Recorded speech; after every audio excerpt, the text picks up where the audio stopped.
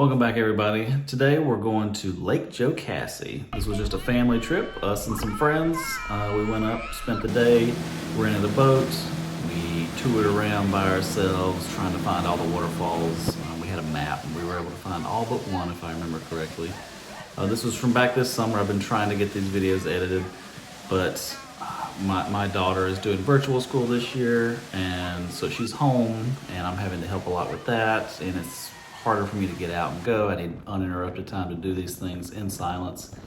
And also I was at the World Series of Board Gaming, so that took time. We had a giant hurricane and didn't have internet or power and things for a long time. So yeah, just wanted to say I'm sorry, and hopefully I will be able to get some things coming somewhat more regularly here in the future.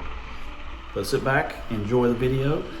We had a great day. I won't bore you with commentary throughout this. It kind of speaks for itself. We went around looking at the waterfalls, and there's a lot of underwater footage that I was able to take as well. Hope y'all enjoy it.